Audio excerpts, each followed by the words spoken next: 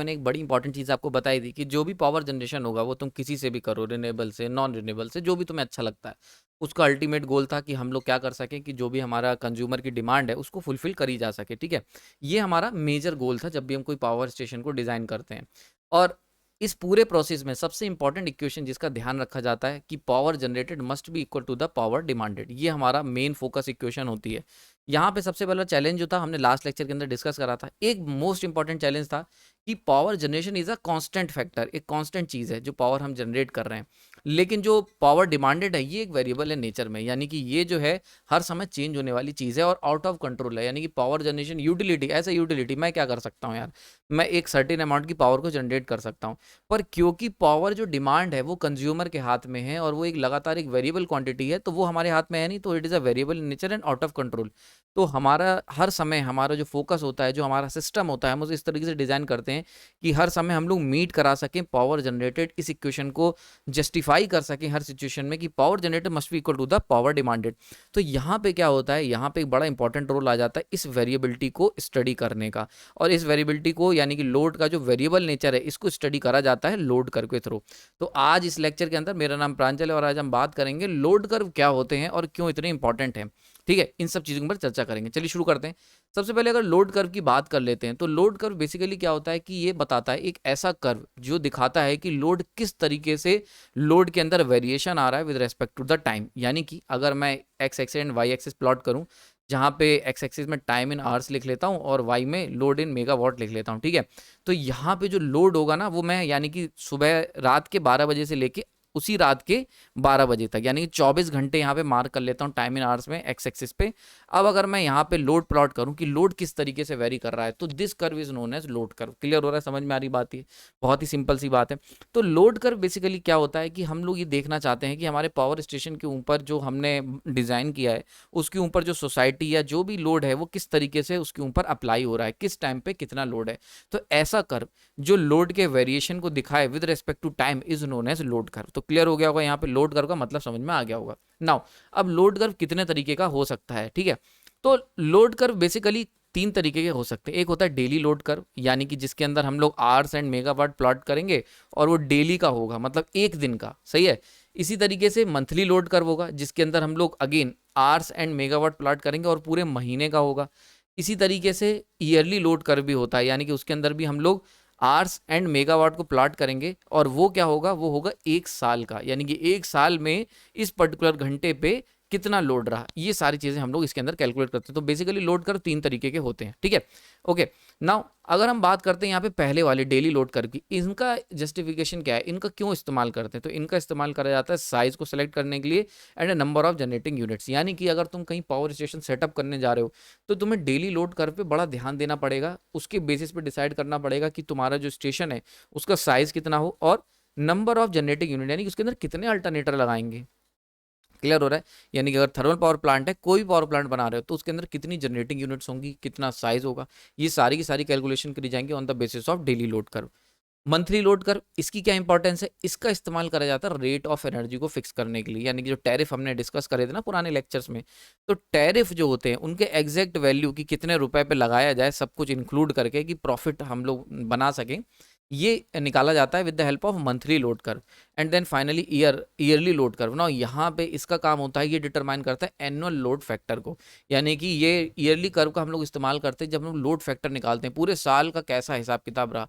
तो ये तीनों की अपनी अपनी इंपॉर्टेंस है, अपना अपना जस्टिफिकेशन है, इसीलिए जहां पे हमें जिसकी जरूरत होगी वहां पे हम उसका इस्तेमाल करेंगे ना। लेकिन एक इंपॉर्टेंट क्वेश्चन आता है यार, तीनों के अंदर एक्स एक्सिस आवर्स है और वाई एक्सिस मेगावाट है, तो डिफरेंस क्या है? डिफरेंस जरा समझते हैं, कैसे प्लॉट करेंगे यार हम मंथली, ईयरली एंड डेली को। तो डेली में क्या करते हैं हम लोग, सिंपली क्या करते हैं भाई, डेली लोड कर्व के अंदर हम लोग एक पूरे दिन के 24 घंटे के अंदर लोड निकाल लेते हैं कि भैया सुबह 6 बजे 4 मेगावाट था, रात के 8 बजे 10 मेगावाट था, ठीक है, रात के 11 बजे इतना मेगावाट था। ये पूरे हमने दिन का निकाल लिया, एक दिन, यानी कि एक तारीख, 1 जनवरी का अगर हम लोग निकाल लेते हैं या 4 जनवरी का ले लो यार, 4 जनवरी का अगर निकालते हैं तो वो जो होगा वो आएगा डेली लोड कर्व के अंडर में, ठीक है? नाउ अगर मैं कहूँ आपसे कि जनवरी का मंथली लोड कर्व निकाल लो, उसके अंदर क्या करेंगे हम, 1 तारीख का लोड कर्व लेंगे, फिर 2 का, 3 का, 4 का, ऐसे करके पूरे 1 तारीख से लेके 31 जनवरी तक का हम लोग लोड कर्व निकालेंगे और डेली लोड कर्व, और उनका एवरेज ले लेंगे। यानी कि हमने पूरे महीने का डेली लोड कर्व निकाला और इस पूरे महीने का जो डेली चार्ट था उसका एवरेज ले लिया। उसके एवरेज लेने के बाद जो कर्व मिलेगा वो निकल के आएगा monthly load curve. This curve is known as monthly load curve. Clear हो रहा है, समझ में आ रही बात ये? ना यहाँ पे क्या अंतर आया आप देख सकते हो, डेली को कंपेयर करोगे अगर मंथली से तो बड़ा इजीली विजिबल है कि डेली का लोड कर्व जो है उसका एक पर्टिकुलर डे में कैसे लोड चेंज हो रहा है, लेकिन मंथली बता देगा कि पूरे महीने रात के 8 बजे भैया कितना लोड था। ना इसको जरा बड़ा इंटरेस्टिंग सा इसको जरा समझते हैं कि फॉर एग्जांपल रात के 8 बजे ये वाला लोड है, एक जस्ट एन एग्जांपल ले रहे हैं, ठीक है। तो ये मान के चलते हैं 15 मेगावाट का लोड था, ठीक है। लेकिन जब हमने पूरे महीने का कैलकुलेट करा ना तो ऑन एन एवरेज ये रात के 8 बजे लोड निकल के आया 13 मेगावाट। एग्जाम्पल के तौर पे ले रहे हैं, this is 8 PM sorry 8 PM, वो समझ गए होगे 8 PM क्या होता है, और भी चीज़ें होती हैं 8 PM, ठीक है। तो 8 PM समझ में आ रही बात है। तो ये 8 PM यानी कि 8 बजे रात के अगर लोड देखें तो डेली में, यानी कि अगर मान के चलते मैं कहूँ 5th ऑफ जैन, तो 5th ऑफ जैन को तो डेली के हिसाब से देखेंगे तो 15 मेगावाट का लोड था, ठीक है। लेकिन अगर मैं कहूँ कि मंथली पूरे महीने, तो पूरे महीने ये पता चल जाएगा 13 मेगावाट एज एन एवरेज निकल के आया। क्लियर हो गया यहाँ पे?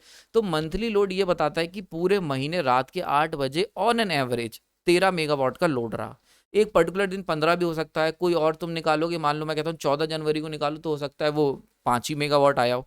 तो डेली लोड कर्व वेरिएबल हो सकते हैं, लेकिन मंथली लोड कर्व जब हम एवरेज निकालते हैं ना तो हमें एक एग्जैक्ट पिक्चर निकल के आती है कि ऑन एन एवरेज मंथली में ये हिसाब किताब रहता है। समझ में आ रही बात है? सो this is the monthly load curve. इसी तरीके से अगर मैं क्या करूँ, पहले जनवरी का 1 जनवरी के लोड कर्व को लूँ और वहाँ पे जोड़ता चला जाऊँ, उनको एवरेज करता चला जाऊँ, पहला, दूसरा, तीसरा, ऐसे करके फिर पूरे जनवरी का ले लिया, पूरे फरवरी का ले लिया, पूरे मार्च का ले लिया, ऐसे करके पूरे दिसंबर तक के डेली लोड कर्व ले लूँ और इनका एवरेज निकाल लूँ। यानी कि 1 जनवरी से लेके, यानी कि 1st ऑफ जैन, यानी कि फर्स्ट ऑफ जैन का कर्व ले लूँ, ठीक है, और उसको मिला दूँ, उसको एवरेज ले लूँ 1st ऑफ जैन के कर्व से लेके 31 ऑफ दिसंबर। ये सारे डेली लोड कर्व लेके अगर मैं इनका एवरेज ले लूँ, इन सबका अगर मैं एवरेज ले लेता हूँ तो वहाँ पे हमारा अगर एवरेज डाउन कर दूँ 12 मंथली लोड कर्व को, या कह लो कि 12 मंथली लोड कर्व कह लो, या कह लो कि 365 दिन का डेली कर्व, ठीक है। तो 12 मंथली लोड कर्व कह लो, एक ही बात है, इनका एवरेज ले लो, या फिर 365 डेज का एवरेज कर्व, ठीक है, 365 डेज का डेली लोड कर्व। इसका अगर एवरेज ले लेते हैं, इसका एवरेज ले लेते हैं तो हमारा निकल के आएगा एनुअल लोड कर्व। समझ में आ रही बात है? This is what we called annual load curve. Now अब यहाँ पे क्या देखने को मिला, सेम एग्जांपल ले रहे हैं, डेली मान के चलते हैं 5 जनवरी को 8 बजे 15 मेगावाट का लोड था, मंथली में देखा तो 8 बजे 13 मेगावाट का लोड था, और अगर हमने एनुअली देखा तो एनुअली निकल के आया 17 मेगावाट का लोड, ठीक है। तो यानी कि ये पता चल गया पूरे साल में रात के 8 बजे average, on an average 17 megawatt का लोड स्टेशन पे रहता है पूरे साल का, अगर एवरेज निकालने। समझ में आया? So this is the importance of we can say that the daily, the monthly and the annual load curve. समझ में आया? यही एक डिफरेंस होता है दोनों के अंदर। क्लियर हो गया यहाँ पे? आइयो समझ में आ रहा होगा, ठीक है। बहुत ही इत्मीनान से समझना है, बड़ा इंपॉर्टेंट पार्ट है। देखो यार, ये डेली लोड कर्व ये सब क्या है ना, फॉर्मूले के थ्रू समझाना बहुत आसान है। मैं आप यकीन नहीं करोगे, 15 मिनट के अंदर मैं तुम्हें पूरा ये लोड कर्व के जितने भी फैक्टर्स हैं, लोड कर्व, इन सबका लेक्चर बना के तैयार कर सकता था, लेकिन मेरा काम है कि तुम्हारे खून में उतार देना, तुम्हें बिल्कुल पारंगत बना देना इस काम में। यही इंजीनियरिंग है, ठीक है, कि आपको चीज़ों की बिल्कुल रग रग से वाकिफ हो। समझ में आ रही बात है? तो हम लोग केवल सीखने के लिए यहाँ पे काम कर रहे हैं, हमें रटना कुछ नहीं है, हमें हर चीज़ को बस समझते चलना है और सीखते चलना है। तो सिखाने का काम मेरी जिम्मेदारी है। क्लियर हो रहा है यहाँ पे? क्लियर हो रहा है? तो आयु समझ में आ रहा होगा। तो यहाँ पे देखो डेली लोड कर्व क्या होता है, कैसे बनता है, मंथली लोड कर्व क्या होता है और कैसे बनता है और कहाँ यूज होता है। इसी तरीके से एनुअल लोड कर्व क्या होता है, कैसे बनता है, क्या उससे हम इंफॉर्मेशन निकाल सकते हैं, ये चीजें हमें पता चलेंगी, ठीक है।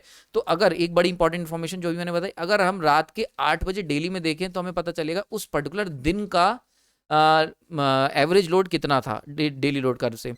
अगर हम मंथली का देखेंगे तो उस पर्टिकुलर डे का उस पूरे मंथ में, यानी कि रात के 8 बजे, डे नहीं उस टाइम पे, रात के 8 बजे पूरे जनवरी में लोड कितना था, ये कौन बताएगा? ये बताएगा मंथली लोड कर्व। नाउ रात के 8 बजे पूरे साल 2022 में या 2023 के पूरे साल में रात के 8 बजे कितना लोड रहा ऑन एन एवरेज, ये बताएगा एनुअल लोड कर्व। तो अगर तुम्हें पूरे साल का निकालना है कि पूरे साल में रात में 8 बजे भाई ऑन एन एवरेज कितना लोड रहा, कितना लोड रहा, तो वो कौन निकालेगा? वो निकाल के देगा annual load curve. So this is the difference between all three. समझ में आ गई? ओके। ना फीचर्स की बात कर लेते हैं कि क्या क्या फीचर्स हैं लोड कर्व के जो हमें ध्यान देने चाहिए, जो कि हमें इन्फॉर्मेशन मिलती है by only watching the load curve. तो जरा देखते हैं लोड कर्व से क्या क्या इन्फॉर्मेशन निकाल सकते हैं। तो सबसे पहले लोड कर्व क्या बता रहा है, एक इन्फॉर्मेशन जो लोड कर्व देखते हुए पता चल रही है कि ये वेरिएशन ऑफ लोड दिखा रहा है पावर स्टेशन पे at different hours of the day. यानी कि सबसे पहले तो ये यही बता रहा है कि लोड का जो वेरिएशन है वो कैसा रहेगा पावर स्टेशन पे पूरे दिन के अंदर, यानी कि 24 घंटे के अंदर। समझ में आ रही बात ये पहली चीज। दूसरी इंफॉर्मेशन, ये जो ऊपर वाला टॉप मोस्ट पॉइंट है ना, ये दिखाता है maximum demand in a day, यानी कि जो भी लोड कर्व का टॉप मोस्ट पीक पॉइंट होगा वो हमारा बता रहा है कि पूरे दिन के अंदर मैक्सिमम डिमांड कितनी रही है। क्लियर हो गया।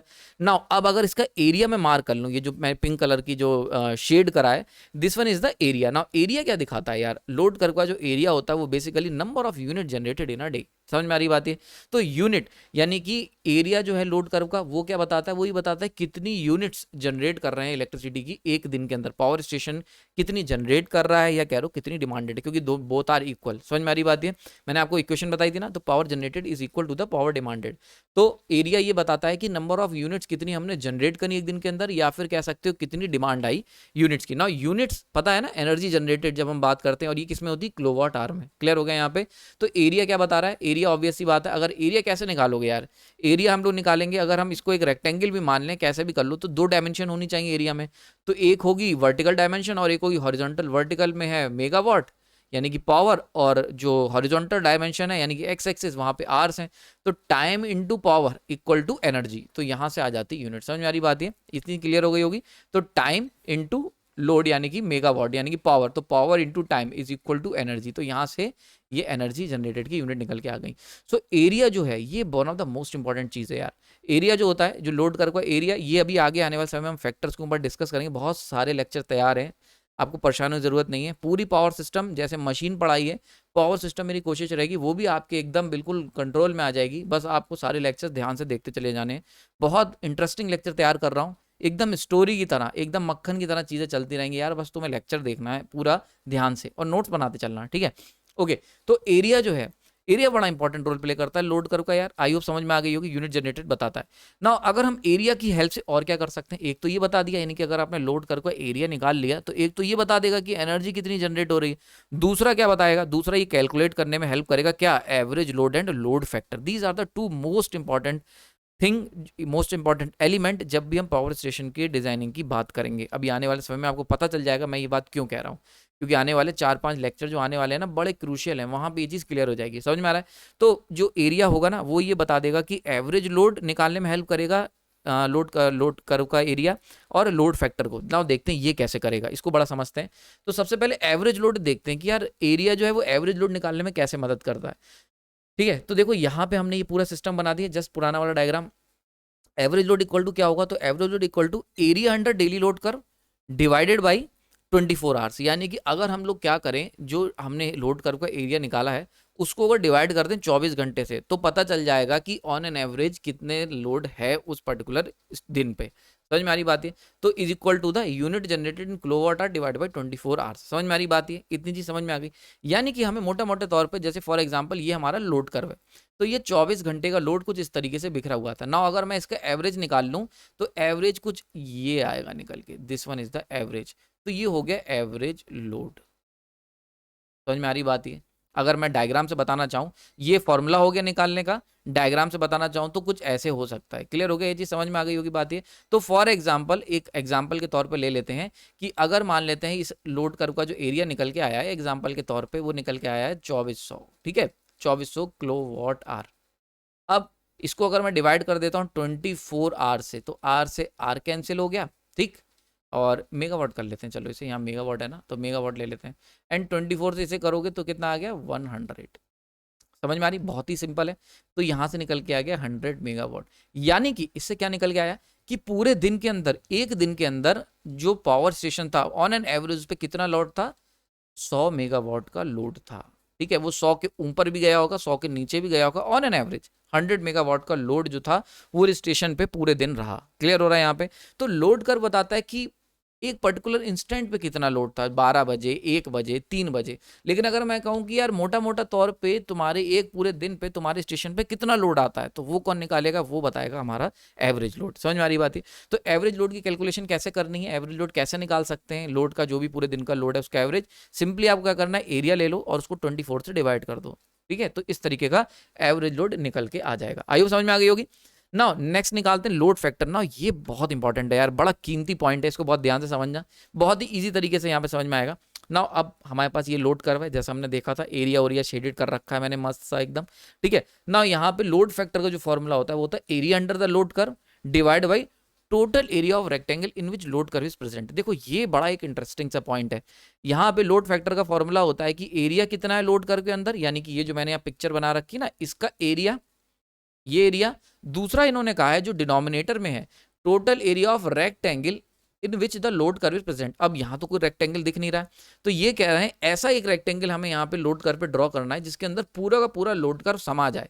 तो बिल्कुल टिप टू टिप करते हुए करेंगे तो कुछ इस तरीके का रेक्टेंगल। समझ में आ रही बात? है बहुत ही इंटरेस्टिंग तरीके से बता रहा हूँ, कहीं पे भी आपको नहीं मिलेगा। समझ में आ रहा है? तो यहाँ पे देखो लोड फैक्टर क्या हुआ, area under the load curve, यानी कि ये जो लोड कर्व है इसका एरिया, और एरिया ऑफ द रेक्टेंगल, देखो रेक्टेंगल का एरिया जो कि इन विच लोड कर्व इज प्रेजेंट, तो जिसके अंदर ये लोड कर्व प्रेजेंट है, तो एरिया ऑफ द रेक्टेंगल, तो इसका एरिया। समझ में आ रही बात है? तो area under the load curve and second area of the rectangle. Clear हो गया यहाँ पे?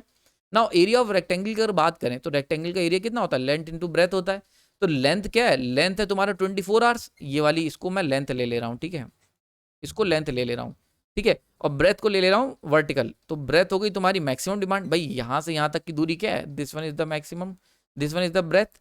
ना ये जो ब्रेथ है ये किसके बराबर है भाई, ये मैक्सिमम डिमांड, दिस वन, मैंने अभी तुम्हें बताया था पीछे, this one is the maximum demand, याद है पीछे अभी हमने सीखा था, this one is the maximum demand. तो मैक्सिमम डिमांड कितनी है, वो ब्रेथ के बराबर हो गई, और जो लेंथ है this one is the 24 hours. Clear हो गया? सो this is the area of the rectangle. समझ में आ गया? कोई डाउट नहीं होना चाहिए। एरिया ऑफ द रेक्टेंगल कैसे निकाला मैंने, दोबारा समझ लो। एरिया ऑफ रेक्टेंगल ये हो गई लेंथ, ठीक है, एंड ये हो गई ब्रेथ। अब लेंथ हो गई तुम्हारी यहाँ से यहाँ तक का टाइम कितना है, ये 24 घंटे का, 24 आवर्स। और ब्रेथ कैसी हो गई, ब्रेथ हो गई यहाँ से यहाँ तक की डिस्टेंस, ये कितनी है, this one is the maximum demand. यार यही तो है मैक्सिमम डिमांड, तो ये हमने इजीली कैलकुलेट कर लिया। क्लियर हो गया यहाँ पे? तो अब यहाँ पे हम क्या कह सकते हैं, area under the load curve, यहाँ पे एरिया लिख दिया मैंने ऊपर, और डिनोमिनेटर में क्या लिख सकता हूँ, एरिया ऑफ द रेक्टेंगल क्या लिख सकता हूँ वहाँ पे, 24 आवर्स इंटू मैक्सिमम डिमांड। ठीक, ये चीज समझ में आ गई ना। अब एक बड़ा इंटरेस्टिंग सा एक और यहाँ पे कैच है, area under the load curve and divide by 24 hours. ये कुछ सुना सुना सा लग रहा है ना, अभी पीछे हमने इसके ऊपर चर्चा करी थी। तो लोड कर्व का area divide by 24 hours, this is known as the average load. यार अभी पीछे सीखा था, याद आ गया होगा। तो एरिया डिवाइड बाई 24 आवर्स, ये एवरेज लोड हो गया। तो यहां से लोड फैक्टर का जो मोस्ट इंपॉर्टेंट फॉर्मूला निकल के आया वो आया average load divide by maximum demand. This is the most important formula, mark कर लेना, स्टार मार्क कर लेना, ठीक है। समझ में आ रही बात है? सो this is the very important formula कि लोड फैक्टर का। तो लोड फैक्टर की डेफिनेशन अगर लिखने को आ जाएगी तो क्या लिखोगे, तो डेफिनेशन होगी ratio of area under the load curve divide by two the ratio of total area of rectangle in which load curve is present. देखो ये जो मैंने ये जो फॉर्मूला लिखा है ना, this is the conventional formula, और we can say that the definition, ये होगी डेफिनेशन। समझ में आया? ये अगर तुम्हें डेफिनेशन लिखने को आती है तो यहां से लिख सकते हो डेफिनेशन, ठीक है। क्लियर हो रहा है यहाँ पे ना? यहाँ से इस फॉर्मूले को जब हम तोड़ना शुरू करा ना हमने समझ में, अगर लेक्चर सही से समझ में आया होगा तो एक एक पॉइंट क्लियर हो रहा होगा। जो चीज़ कभी समझ में नहीं आएगी वो मैं गारंटी देता हूँ कि मैं अपने लेक्चर पे समझाने की कोशिश करूंगा सिंपलेस्ट फॉर्म में, ठीक है। क्लियर हो गया यहाँ पे? तो ये चीज़ समझ में आ रही होगी, डिकोड हो रहा है ना धीरे धीरे कि लोड फैक्टर क्या होता है, जो एक हवा बना चलता है लोड फैक्टर का, वो क्लियर हो रहा होगा। सो this is the load factor. Clear हो गया यहाँ पे? एवरेज लोड हमने देखा और लोड फैक्टर देखा, ठीक। आई होप समझ में आ गई होगी। नाउ अगर आपको अब तक जो भी मैंने पढ़ाया इस तरीके की अगर आपको मेरे एफर्ट पसंद आते हैं तो आप मेरे लेक्चर को सब्सक्राइब कर सकते हैं, चैनल को लाइक कर सकते हैं, सुपर थैंक भेज सकते हैं और शेयर कर सकते हैं। तो अब तक हम लोगों ने सबसे इंपॉर्टेंट चीज़ ये देखा कि भाई लोड एक वेरिएबल क्वांटिटी था और जिसकी वजह से मुझे पूरा जनरेटिंग सिस्टम को प्लान करना है, तो उसके लिए लोड की स्टडी करी, तो लोड कर्व बनाया ना। लोड कर्व जब हमने बनाया तो हमने देखा वहाँ से हम average load and load factor निकाल सकते थे। कैसे निकाल सकते थे वो सीख लिया। नाउ आने वाले लेक्चर्स के अंदर हम लोग बात करेंगे यहाँ पे एक और कर्व भी होता है लोड ड्यूरेशन कर्व के बारे में, और उसकी चर्चा करेंगे हम लोग नेक्स्ट लेक्चर में। आपने अपना कीमती समय दिया उसके लिए धन्यवाद। कोई डाउट है तो कमेंट सेक्शन बताएं। लेक्चर पसंद आया तो यार जरूर लाइक करना। Thank you.